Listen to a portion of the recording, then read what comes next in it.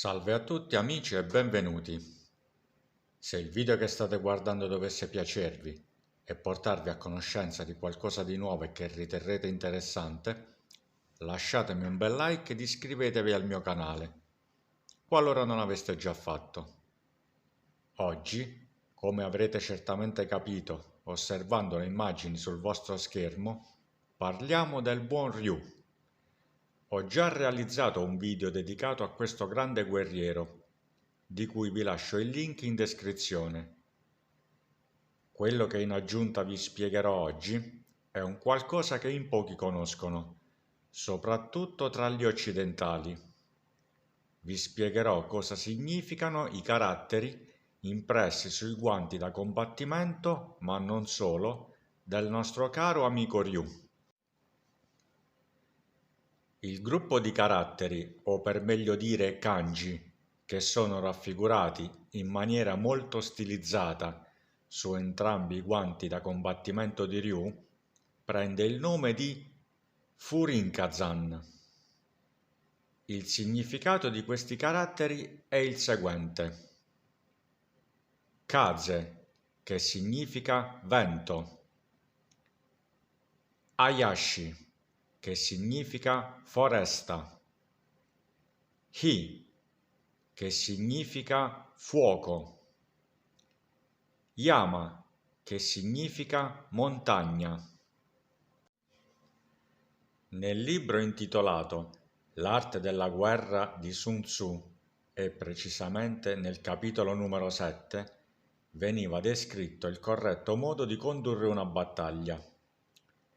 Secondo i suggerimenti scritti in questo famoso libro, per portare a termine con successo una battaglia bisognava essere veloci come il vento, silenziosi come la foresta, arditi ed aggressivi come il fuoco ed inamovibili come la montagna. Il Furin-kazan si trovava sullo stendardo di guerra usato da Takeda Shingen. Per essere il più sintetico possibile, dirò solamente che Takeda Shingen è stato un preminente daimyo giapponese del tardo periodo Sengoku ed uno dei condottieri di maggior prestigio del suo tempo.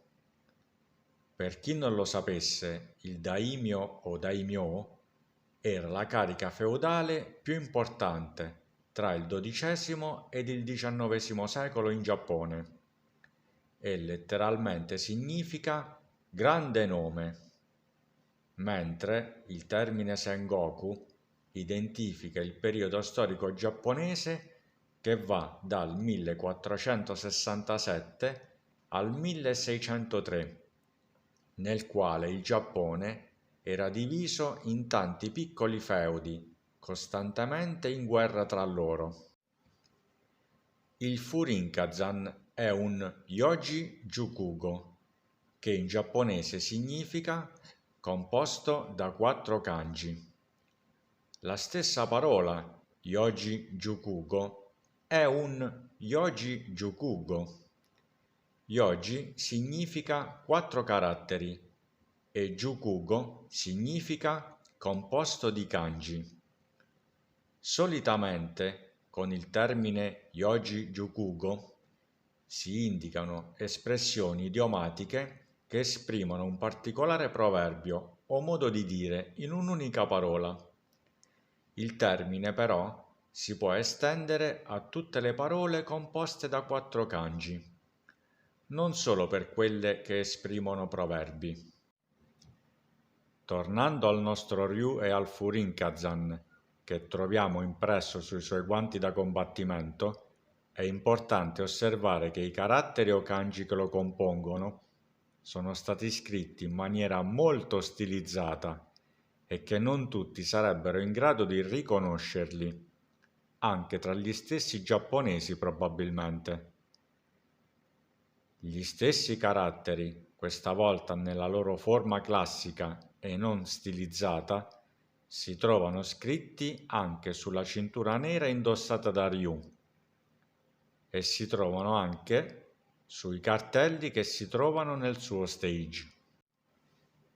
Avere sempre sott'occhio il Yoji-Jukugo, denominato Furin-Kazan, serve a Ryu per ricordarsi di muoversi sempre, veloce come il vento, silenzioso come la foresta, di essere ardito ed aggressivo come il fuoco e di essere inamovibile come la montagna. Tutte queste caratteristiche sono alla base del modo di combattere del nostro caro amico Ryu e ci fanno capire ancor più nel profondo la sua psicologia e il suo modo di approcciarsi alla lotta. E voi, che cosa ne pensate?